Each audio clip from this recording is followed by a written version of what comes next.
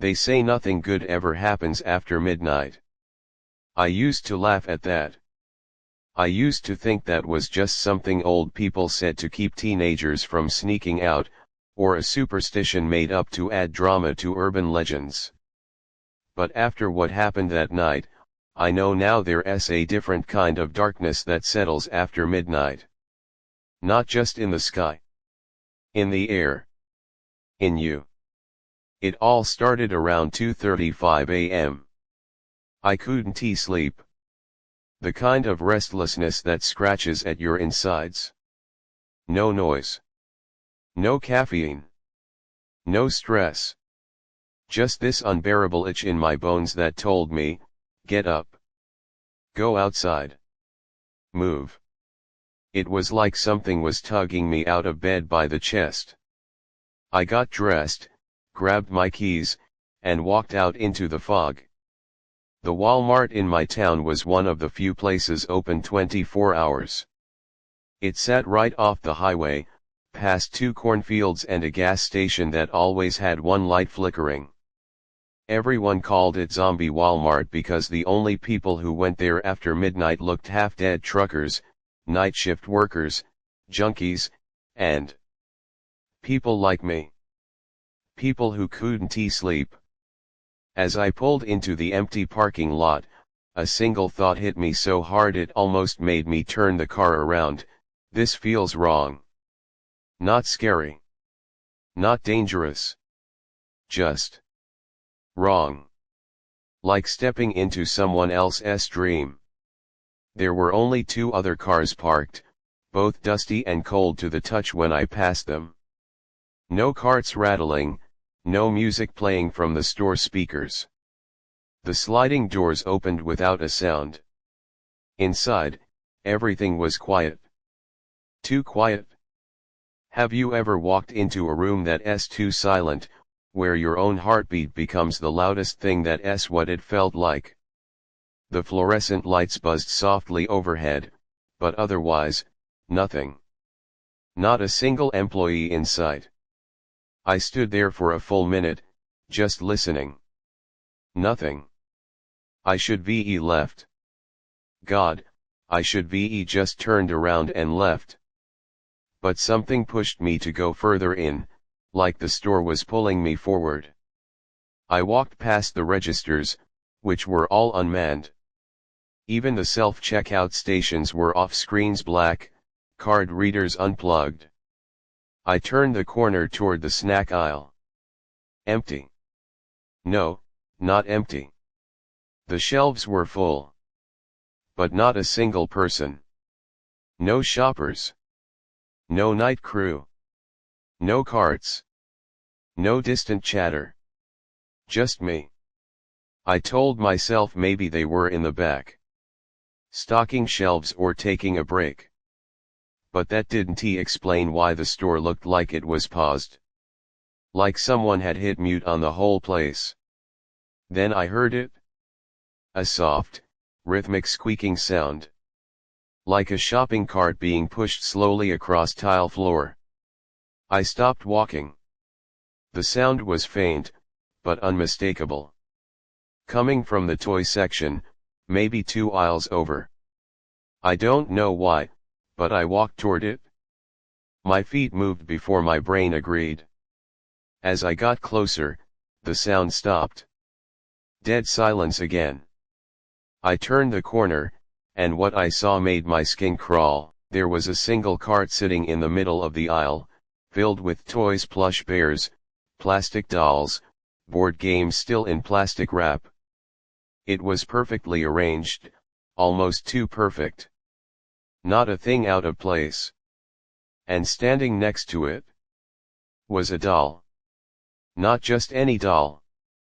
A porcelain-faced girl with wide glass eyes and a painted-on smile, dressed in a faded blue dress. She stood upright. On her own. Not leaning. Not supported. I blinked. She was still there. I took a step back. The air felt colder now. Then the lights flickered. Only for a second, but when they came back on, the doll was facing me. I didn't move. I didn't breathe. Her smile hadn't changed, but her eyes. I swear they were following me. I whispered to myself, okay, nope, and turned to walk away fast. But just as I turned the next corner, I saw something that froze my blood. The security monitor, one of those black and white CCTV screens near the electronics section, was on. It was showing a live feed of the toy aisle I had just left. And in the grainy footage, I saw myself standing there. And behind me was another figure. Tall. Thin. Unmoving. I turned around. No one there. I backed away from the monitor, my breath coming in short, shallow bursts. That figure, it wasn't there a second ago. And yet, there it was, unmistakable on the grainy black and white footage, standing behind me like a shadow come to life. I looked again. Gone. The screen was black now. Static. No feed. No reflection. Nothing. I spun on my heel and started walking fast, almost running, but with each step, the store seemed to change subtly. The aisles looked longer. The overhead lights felt dimmer.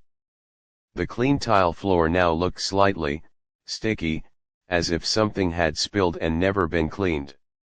I took a left turn, aiming to make my way back toward the exit, but the aisle didn't look right. It was filled with canned goods. Hundreds of them. Neatly stacked, label facing out.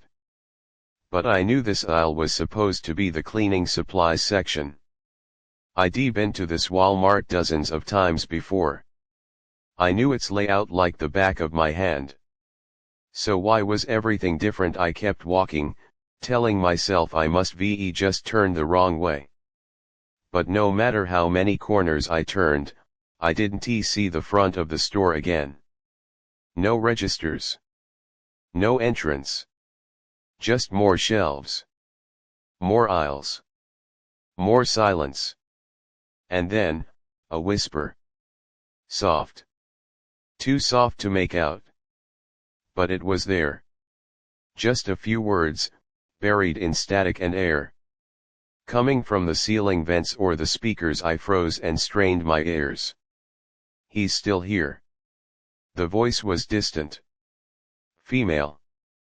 And very, very afraid. I turned slowly in place, but I was alone. Completely. That's when I noticed the lights again. Not flickering this time, but turning off. One by one. Starting at the far end of the aisle. Click. Click. Click. A slow, deliberate chain reaction. Darkness inching closer. I didn't think. I just ran. I don't even remember turning corners anymore. I was moving too fast. My legs burned. My lungs screamed. The cold, fluorescent lighting overhead blinked and twisted as I dashed beneath it.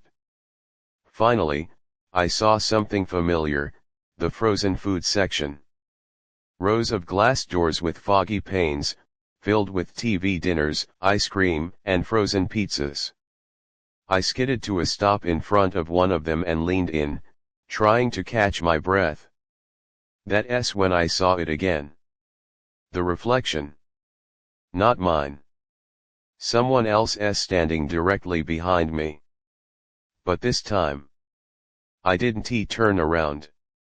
I didn't want to see it. Whatever it was. Instead, I closed my eyes and whispered, "This isn't real. This isn't happening." I opened my eyes again. The reflection was gone. But so was everything else. The frozen section had vanished. In its place stood long, dark shelves of books. Hundreds of them. Dusty. Moldy. With titles I couldn't read written in symbols that twisted when I looked too long. One book lay open on the floor, pages fluttering slightly even though there was no wind. My legs were trembling now. This wasn't a store anymore. This was a labyrinth. A trap. Something was playing with me. Then I heard footsteps. Not mine. Not echoes. Real footsteps. Heavy. Slow. Wet. Thump. Slide. Thump. Slide. Something dragging its foot. Getting closer. I bolted. No thought. No plan. Just instinct. I ran down the book aisle, past twisted tomes and crumbling shelves.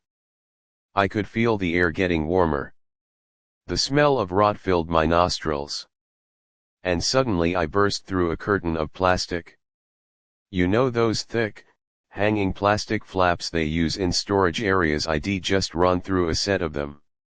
And now I was in the back of the store. The stockroom. Finally.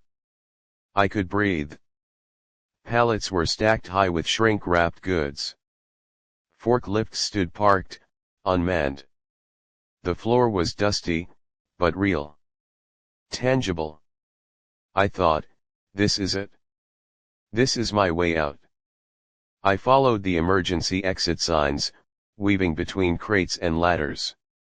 I passed a time clock station, an empty break room with flickering vending machines, and a bulletin board filled with employee notices, every one of them dated 2011. That couldn't be right. This store opened in 2017. The further I walked, the more warped everything became. The lights above turned amber. The floor tiles cracked. A low humming sound filled the air, like 1,000 bees trapped in the walls. And then I saw her. Standing at the far end of the hallway.